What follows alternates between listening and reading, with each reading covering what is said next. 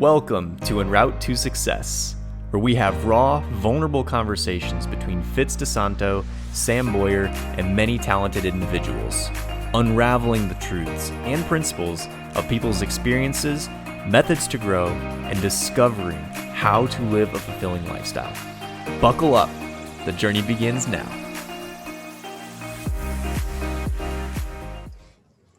All right, welcome, Fitz. Here we are. We're back in action and want to welcome everyone for joining us today, as usual. And got to check in. Fitz, how are you doing, my friend? Good. I am doing well. It's a little, I gotta tell you guys, it's a little weird here. We usually record through Zoom. I'm actually sitting next to Sam right now. Well, we're still using Zoom, but they're not across the country from each other this time. But yes, and we're actually in person. I have to say it's freaking cold here, but I like that we're actually doing this in person, and it's a completely different dynamic, right? Mm-hmm. I think we talk about it, and like the working session that we've done, it's a little different, but it in a positive way, you know? So, yeah, instead of like being completely separate, now we were actually talking through things together and comparing notes. Right? Usually it's just like we hop on and it's kind of like, all right, we did this individually. Now let's see what happens. Yeah. Hopefully we can throw it against the wall, it sticks. But today there's a little more collaboration, which was cool. But no, I'm definitely excited that we finally got to meet in person. And yeah, welcome to the cold. Welcome to it. No, I'm just always cold. That's all. I mean, it's not that I'm good with it. It's good. It's just I'm from the island, so I'm so used to the sun. But I'm in my element. I know you are. It's so crazy. What a complete dynamic, right? Definitely. But yeah, for all the listeners, we really are excited about this topic because it's one that is very important, as we feel with a lot of our topics, because we wouldn't talk about it if it wasn't at least important to us. But what we're going to be speaking on is really self-worth, and everyone kind of has their own view of what their own self-worth is, whether they've identified it or not. Mm-hmm. But at the end of the day, it is one of the most important things that we can identify for ourselves.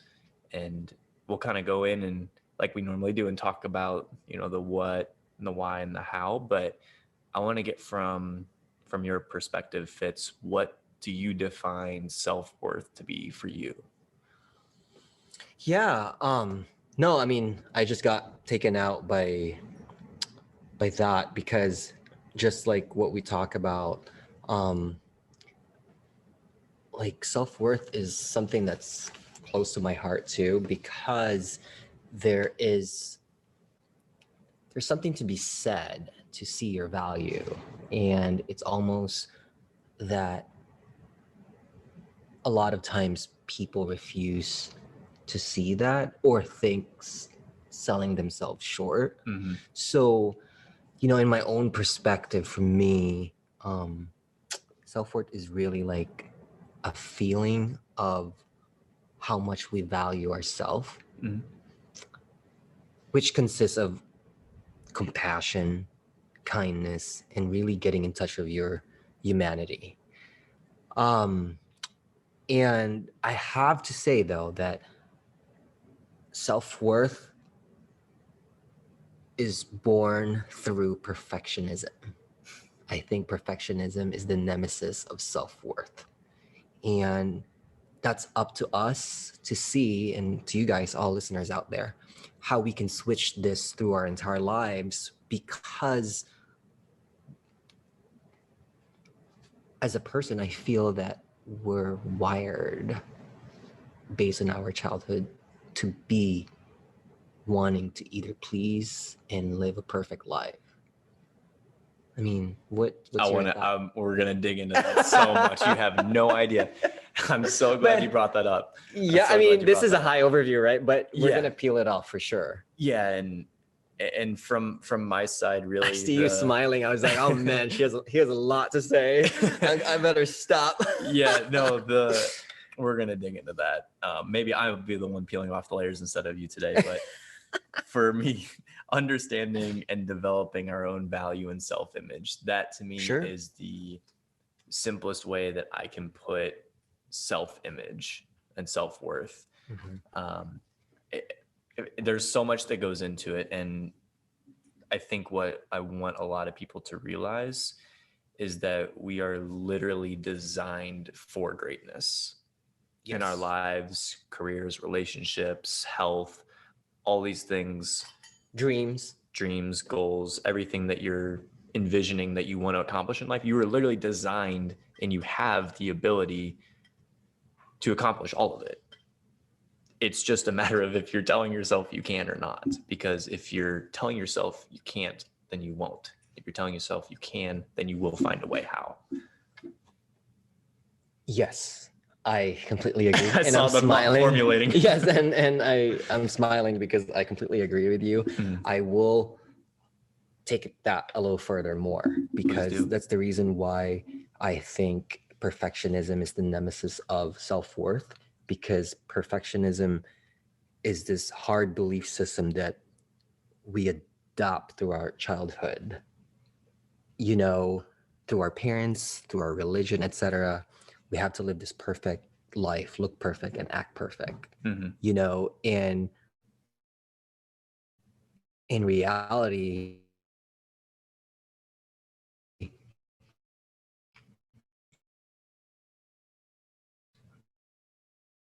when I think about this shield protect us, actually it destroys us, because we have to meet a certain and act a certain way, because we have that vision that that's what self-worth. Does that make sense? So I'm glad that we're talking about this. Defined by like other people than ourselves. Yes. So it's like to please, to be perfect, to perform, to be perfect. But then in reality, nobody cares. We're, you know, like everyone's trying to figure out the same thing. Exactly. This whole thing called life. Exactly. So like, yeah, what gives someone else the like authority when we're all in the human experience to determine what your self-worth is before you've even learned what it could be? It's the belief system, really, you know? So that's my thought on that. And I wanted to build it up more because it's really both important to us. It is. And to piggyback off, literally you took my next note.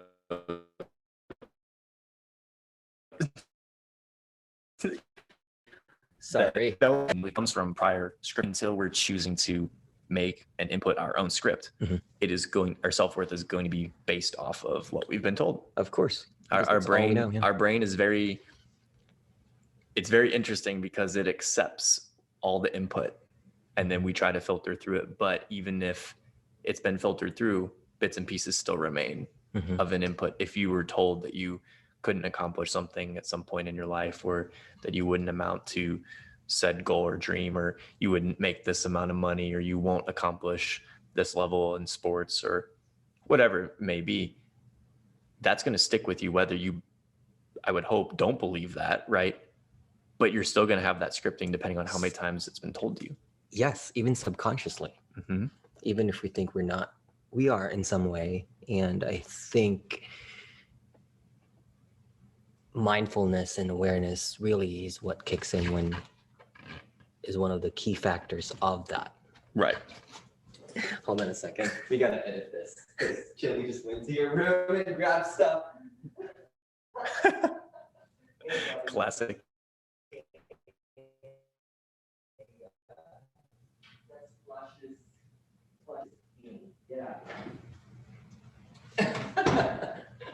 Goon. Can you call Chili? We're still recording, but he's not here. Chris.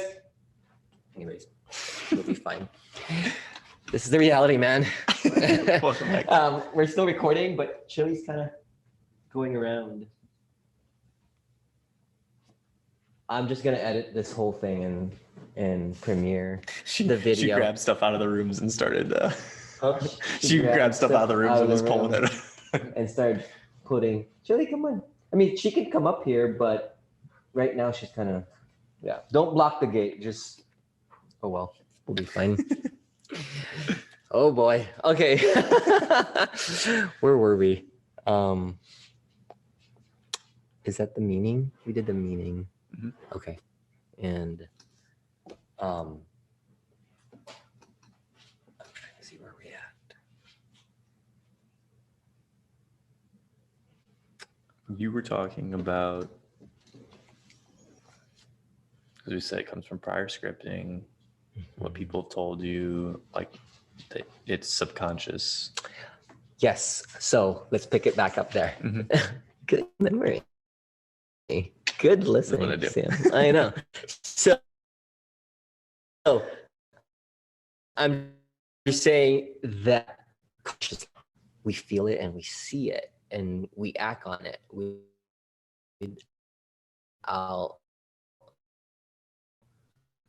It just comes natural. Awareness really is the one that the key of finding that self-worth. I mean, what's your thought on that when I say that? I think that you said it pretty clearly, because subconsciously we don't know necessarily what we're thinking, right? And we've been told, I forget the exact statistic, but it's pretty ridiculous how many times we've been told no in our lives by the time before we're even like a teenager. Sure. So if you hear the word no, or that you can't, or you won't, or those sorts of things that many times before you even become a teenager, those are then limiting factors that you've been put under. And it's not ones that you've chosen, but it's how it is. And so I think the important thing to understand is that's most people's situation. Now, it's not everybody's, right? Some people may have been told that they can accomplish anything, which also doesn't necessarily mean that they will. Mm-hmm. But you have to learn how to overcome a lot of these prior scriptings that you've undergone. Now, I don't know if you want to segue then into why self-worth is important, because we're talking about what it is, and there's a lot we can continue to go on, but I don't know if you want to share your version, your take on why self-worth is important, because it's a feeling, like you said. Mm-hmm. But what does that actually translate into? Why is it important to develop a good self-worth?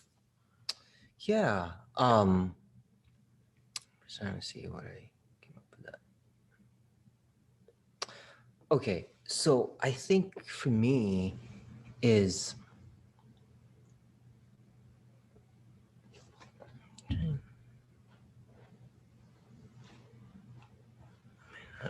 I'm sorry.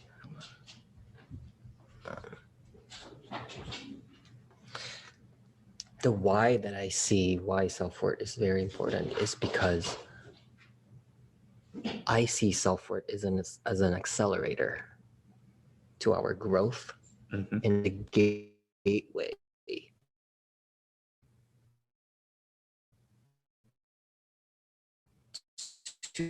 to so many things that you'll not be able to accomplish anything. But you won't be able to accomplish anything because you're always going to fall back into that you're not worth it. Mm-hmm. And big thing for me is that we need to come up to that decision that the world itself is imperfect. Mm-hmm. So why are we trying to be going against that? So it's hard because the image you have and the belief that you have is on the line. And for us to say we have to go against with some of the beliefs that was put onto us is a hard choice to make, but I think a good decision to do investing in yourself to accelerate your growth towards life. Does that make sense? Absolutely does. And please, I'm going to lean in for this. I'm going to lean in for this. If I go on a rant, just stop me. So the self-worth is so important because it directly impacts the relationships, the experiences, and what you can do and accomplish in life. Yes. You said it perfectly. If your self-worth isn't at a level where it's growing constantly, because it's not like you just achieve ultimate self-worth. Yes. My self-worth has grown immensely from where it was. Of course. And it will continue to have to grow for me to accomplish what I want to accomplish. With that being said, let's take a job, for instance. If you don't believe, there's an old study about this where they posted this is back in the classifieds, in the newspaper, they posted a job one for $90,000 and one for $40,000. And it was the exact same job, the exact same responsibilities, exact same company, everything, just as an experiment. There was very minimal applicants for the $90,000 a year. And there was hundreds and hundreds, if not thousands of applicants for the $40K a year for the same qualifications, the same responsibilities, the exact same, copy and pasted. Now, what does that tell us about people's self-worth? What does that tell you? Yeah. That people don't value themselves enough, because if they did, they would have gone for the $90K job. If they don't feel that because of prior scripting, they've been told, or they've failed once at trying to get a job like that, and then they thought that meant they're not worthy of that job. Well, no, it was probably that company or that place wasn't worthy of you, or you just haven't developed or put the work in to develop the skills that were necessary. So we get so easily bogged down or get so negative on ourselves for no reason, when it's really just the story that we're telling ourselves. If you tell yourself you're worth it, you would have applied for that. You would have applied for that job. Yeah. So, and at the same time, I think we see, and by no means am I a therapist, we'll, leave that for Jennifer and her expertise when she comes back on. So shout out to you, Jennifer. But the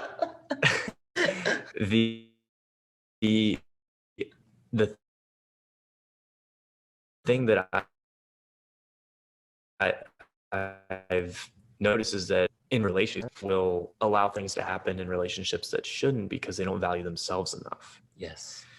And then in a similar way, they don't work hard enough towards their goals because they don't feel that they deserve to accomplish them.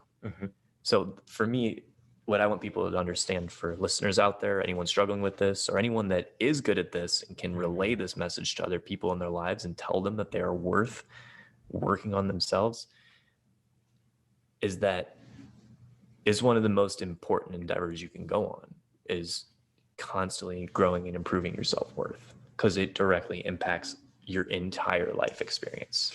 Yeah, no, thanks for sharing that, because there's so many levels of it and types. And it's also, I think I'm going to lean into that of what you just said too, because I think that self-worth comes in different packages and relates to relationships, partners, friendships. You could be completely thinking that your self-worth is fully in good capacity with your spouse, but then the self-worth with your friends is completely diminished. So what I'm trying to get to, and my point is, it sounds like what I'm trying to get to is it almost balances it out. It has to. You got to have that balance with building this more. Let me ask you this. Do you think too much self-worth becomes overconfidence? And I think that's a great question. I want to know your answer first, and then I'll respond, because I feel pretty strongly about it. I believe so. It's that borderline that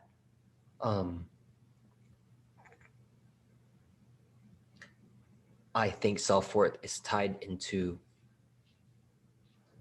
being an accelerator, confidence, and humility. Shout out to our episode 5, humility. You guys should listen to it. That's my marketing hat. There you go. But, yeah, I want to hear your thoughts on that. I think you can never have enough self-worth. Sure. Because self-worth comes from the work and the personal development and, letting Chili hop on the podcast and say a quick hello to everybody. Yeah. Hi, Chili. It comes from the work that you've done to create that worth for yourself. So it's easy I say easy, but like it's a simple thing to put on a false confident or being cocky or something like that. Having a high self-worth and a high self-image is a very difficult but worthwhile task to undergo because you can never have too much. Sure. It's kind of like, and maybe this will be another topic, it's kind of like pride. Sure. I think you should be proud of work you've done and accomplished, but you can't be proud of things that are just existent without your control over them. I mean, the line that I'm going for in there is that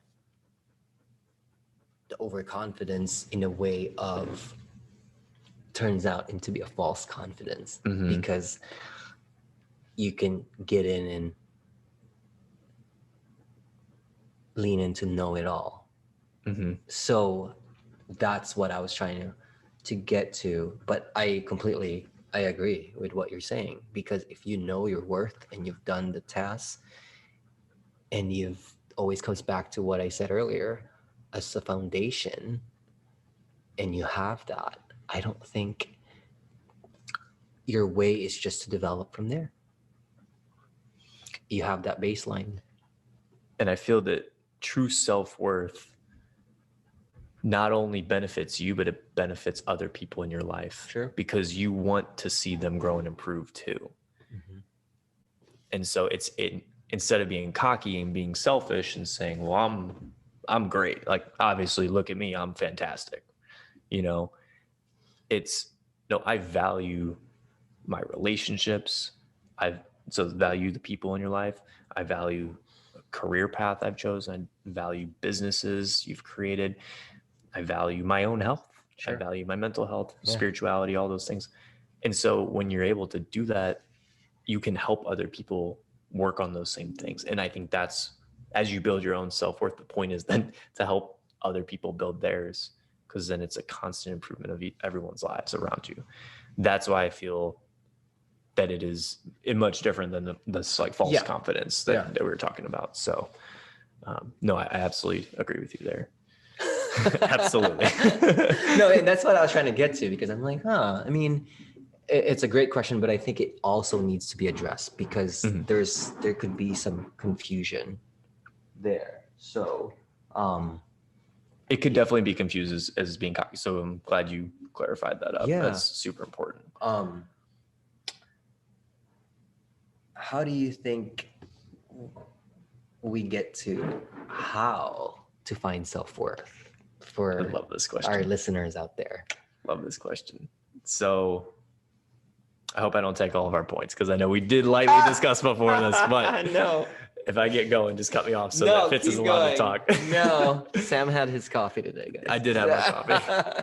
I'm the bad influence. But the first thing is to absolutely never compare you or your situation to someone else's. Perfectionism. It's an perfectionism, and it's an automatic loss. You will automatically destroy your self-worth, your self-image, because your situation, your journey is not the same as someone else's. So that's the first thing. The other thing is that you work on the things that you don't feel confident about, and you lean into what you're good at. So like for instance, for me, one thing that I struggled with for a long time, and I'm still working on getting a lot better, but I'm really passionate about now, is actually public speaking. Like, I literally remember freshman year of high school, like choking up in front of a class giving a book report over a book that I really enjoyed and I read like twice.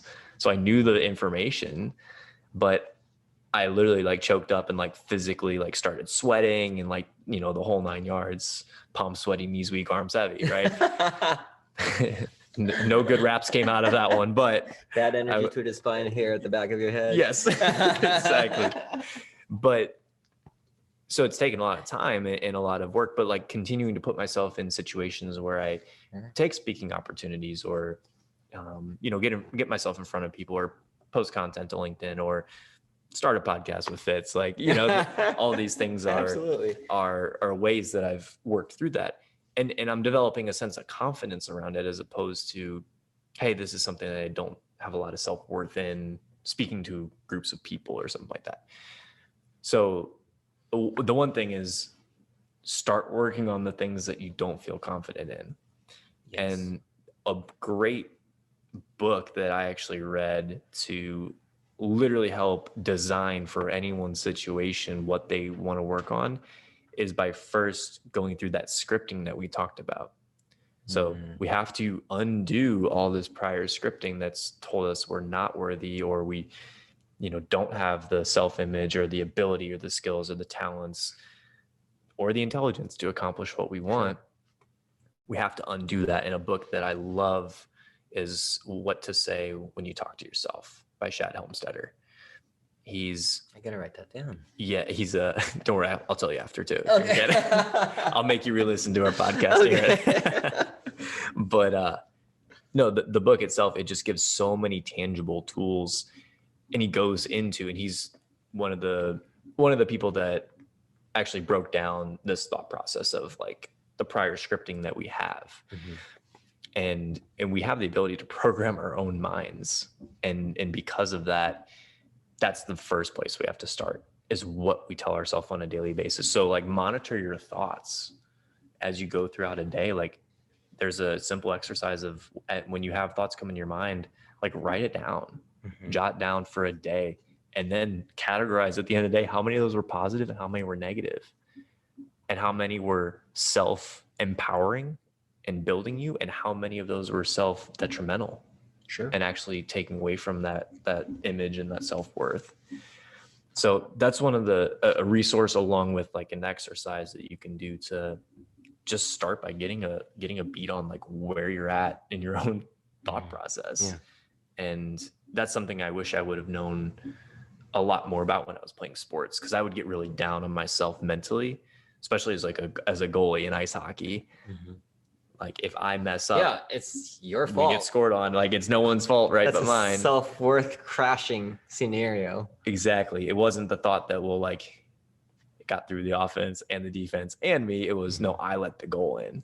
So I put all that weight on me, which is not an effective way to perform well. Mm-hmm. And so when you start doing that in other areas of life, like if you put all the arguments of a relationship on you, you put, not getting past the third round of the interview at a job, or, a failed business attempt, or whatever it is, like as soon as you start putting all that on you, you're just burying yourself in this negativity. Mm-hmm. And you have to be your own number one cheerleader and fan in life, because at the end of the day, if you're not, and you don't believe in yourself, so few people will, until you hopefully find them.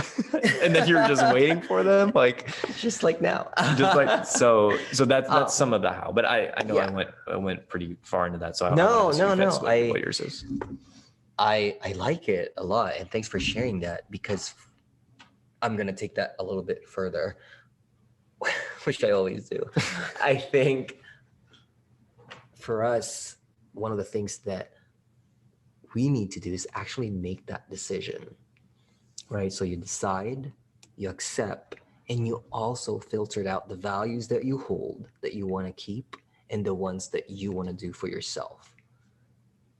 I think with that formula, based on my experience and on my perspective in life, you have to make the decision first, because you could do all the exercises that you think is right, that on the right path. But if you haven't decided within yourself that you are worthy, that nothing is perfect, and you're imperfect yourself, then you got to have that acceptance. So decision, acceptance, and then the values that you hold and what you want to take it with.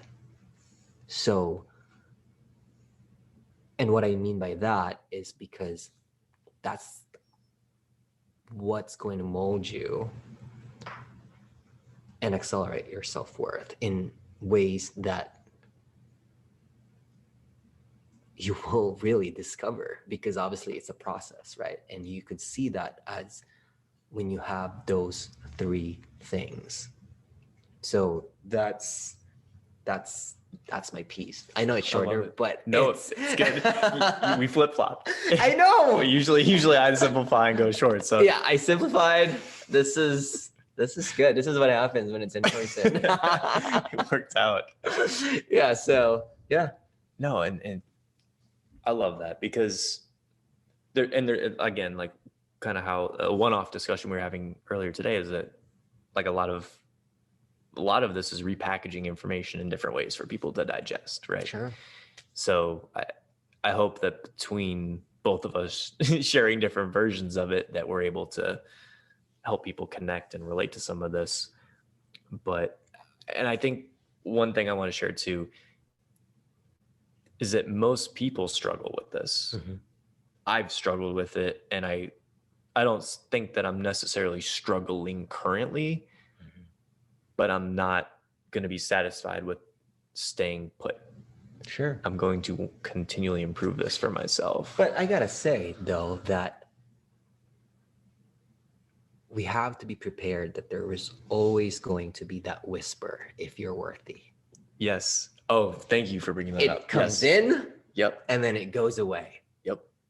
So I want to preface that that's there. And I think it's actually good and a good segue, because I want to make sure that I know we're doing good in time, but for all our listeners out there,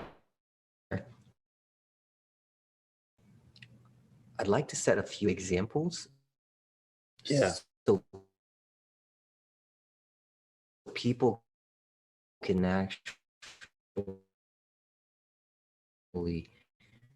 relate what it's like about the formulas, but at the same time, I feel that it would be very beneficial for our listeners to actually think about it, and so for you guys out there, the examples that we're going to say, it's just things that mostly often gets questioned.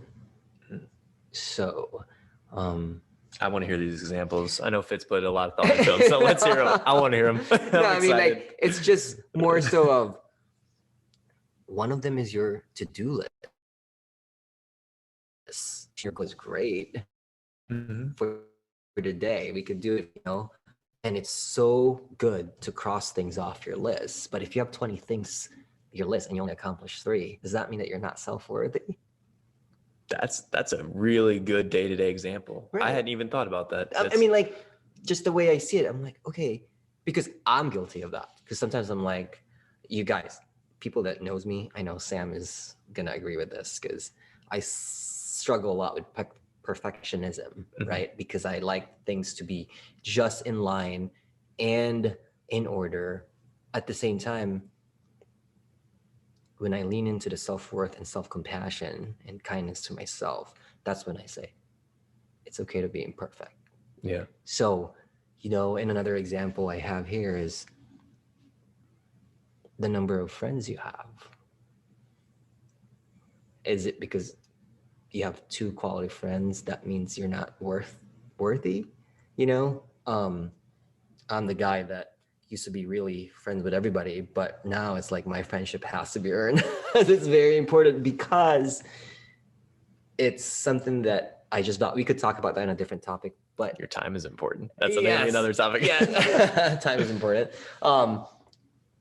Job, right? Your job. It doesn't matter what you do. I mean, what matters is that you do it well and it fulfills you.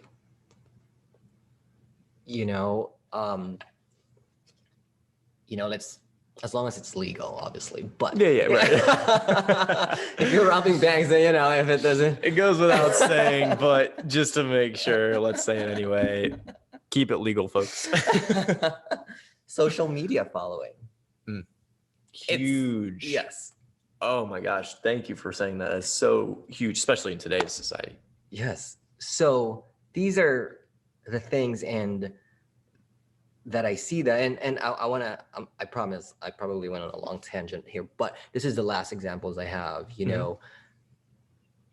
I want to do a comparison between perfectionism talk and a self-worth talk. So for instance, if to all the listeners out there, how much of you guys question your weight at the moment on your goal, and also how much weight you want to lose or you want to attain as far as your weight goal? So perfectionism talk is telling yourself that I'm not on the weight where I'm supposed to be, so I don't really deserve to be with someone right now because what will others think of me? Or I'm not ready for that yet because I haven't lost the weight or I haven't gained that weight. That's perfectionism talk. Yep. Self-worth talk is, I want to figure this out for me. I'll focus on my longevity as long as I'm moving, and I will not focus on what people think of me regardless of my weight. You know, a talk that you could do to yourself is like, I want to feel good inside, that it comes out to the outside. And through thinking that way, I could invite myself with compassion, empathy, and healing to be able to get to the weight I want to be. Are you sure you haven't read the book that I mentioned? No, I promise. Because this is something that I really internalize. And to you guys out there that knows me when I was in the fitness industry, when I would have a full class, I'm always worried about the perfectionism talk is that I'm worried. But self-worth talk comes in when I tell myself, this is what I was meant to do.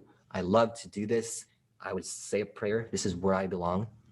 My passion comes first in helping people. So that is self-worth compared to perfectionism talk. So I want to preface that because I want people to actually see it in comparison, because perfectionism really shows up. It's like it comes in and it goes away, you know? So that's what I meant when I said the self-worth questions always comes in and it goes away. But how do you keep, you're constantly going to struggle with that. And it's something that I want our listeners to hear, that it is some normal. Very, very normal, because we're always toying back and forth with the positive and the negative influence, the angel and the demon on both shoulders, right? Yes, like agreed. That's the conversation that happens. But to your point, again, I'm not trying to beat a dead horse here with this book, but like those tools that you mentioned of how to actually speak to yourself in those moments is directly one of the tools that it speaks on. Yeah, it absolutely does. Oh my goodness, I gotta get this book. We have to talk about this after this podcast. We will. So I'll just add it to my long list of books. It's growing and growing. My self-improvement, one more stack. But it plays into so many things, because you can use it for fitness goals. You can use it for job goals. Like one thing that, that I told a friend of mine when he was looking for jobs, he was saying, this is what he told me. He said, Sam, I'm really struggling to lock down a job. I'm struggling to like find one or like get into some interviews. And I was like, well, you know why, right? And he was like, no. I was like, because of what you just told me. You're telling yourself that you're struggling and that you're not getting interviews. Now, some people right now are probably thinking like, what is this? This is craziness. But tell me more. Buckle up. Tell me more, my friend. So I'm drinking water right now. Yeah. When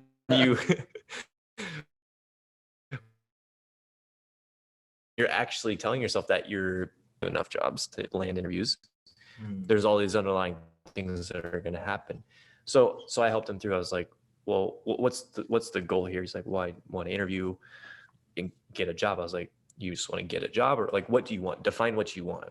So what we ended up coming up with is, I'm getting a high paying job at a great company that values the same things that I value in a culture I want to be a part of. Yes. And he used that statement and said it every morning. And before he started going online and applying for jobs. And I think it was something crazy, like within the couple of weeks or within the month, he had a job. Yes. And it was one that he liked, and he's been making a massive impact at the company. Now, I'm not saying that to like brag on like something that I did, right? Because I could have told him that, and if he didn't actually implement it, that's different. But the point is, it's just such a powerful tool because our words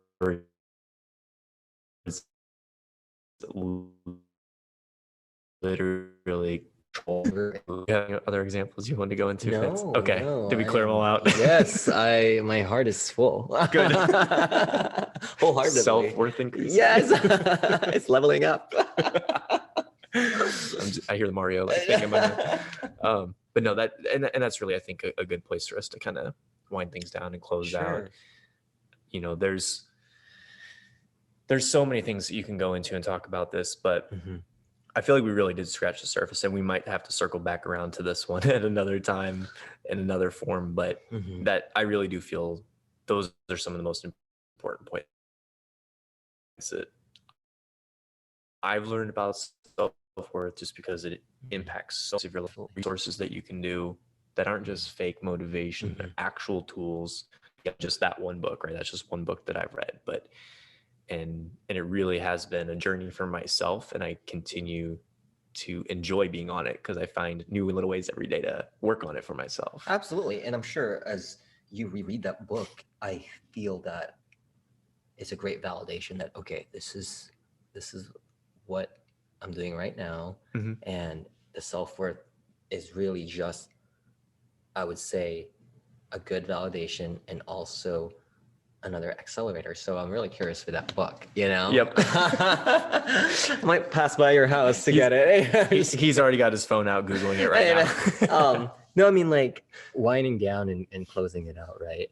I do want to say this, that to all our listeners out there, know that perfectionism exists and it's around us. We breathe it, we pass it on to our children, we pass it on to our environment, the people we meet, the workplace we work on. And we know that it could be really suffocating, because I'm speaking that personally. But on the other side of the spectrum, compassion and kindness also spread as quickly as perfectionism. So the result of self-worth, you guys, is life-changing. So give your self-worth constant attention. And I want to leave it and close it out for me on my side on the line that I live by with this guy. His name is Leonard Cohen. And when I struggle with perfectionism and deliver self-worth, this is what I tell myself. I always go back to it, to what he said, that there's a crack on everything, because that's how the light gets in. So pay attention, you guys, because you'll see it. So that was deep. that was way too deep. Wait, you thought I wasn't gonna go, huh? But I didn't think you were gonna go there. Fitz went there. Now how am I supposed to come back and top No, that? I'm just the competitive edge is coming right? out of it. I think so. The red is coming. Oh my gosh. The red is coming out. Yes. The competitiveness. No, but I'm just saying, like, it's there, you know, and just like every other feeling, perfectionism and self-worth, what do you choose, you know, in between? So I love it. And I'll just add my 2 cents. You went deep, I'll go simple this time. So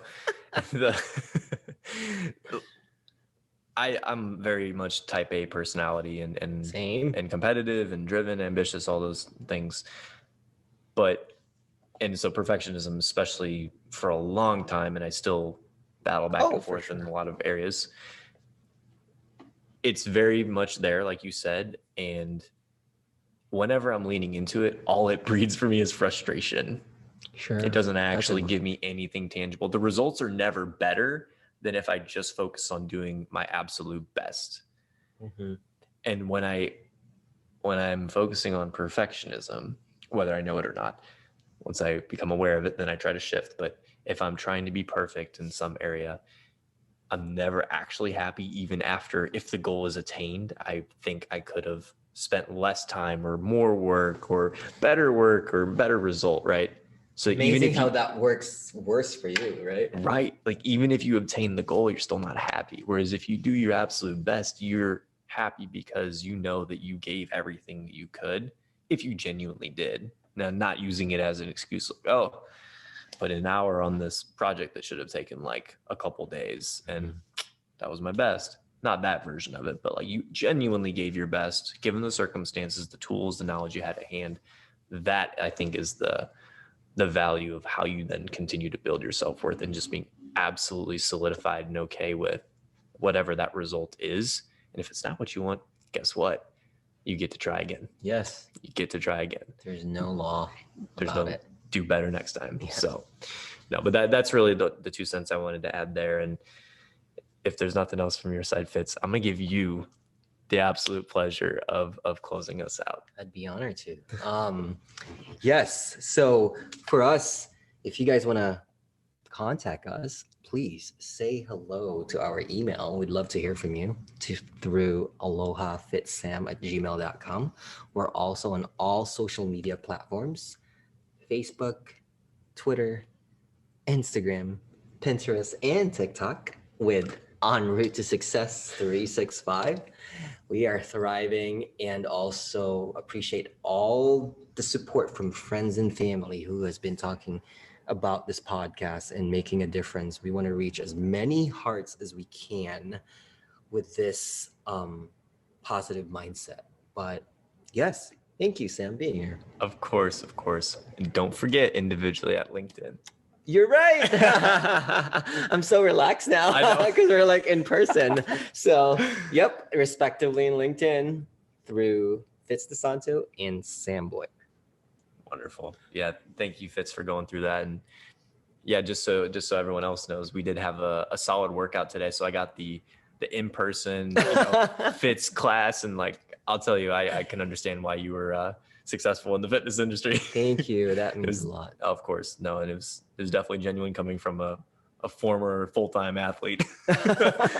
he doesn't mess around. So if you're wondering, it's legit. But yeah, and with that, I'm going to say what I'm grateful for. And for me, I think what I'm honestly grateful for is that you and Chris decided to come over to Dallas, which was so close to Houston, and I could make the trip out here.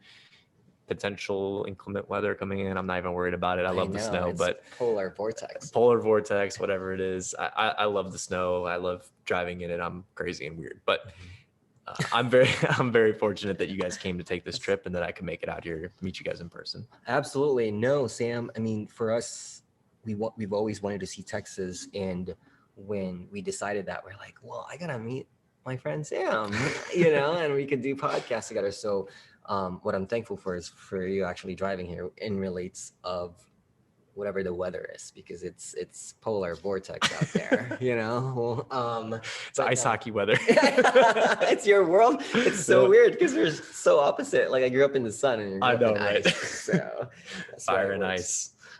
Yeah. Awesome. Well, with that, thank you all for tuning in and listening, and we hope that this provided some value or some worth to you, and just take it and feel free to implement the knowledge or any of the tools and give us any feedback. Like Fitz said, we always appreciate it. So with that, Fitz, close us out with your line. Oh, thank you. Remember, guys, every small victory is worth to be grateful for. And with that, thank you all for listening, and have a good rest of your morning, afternoon, or evening. Take care.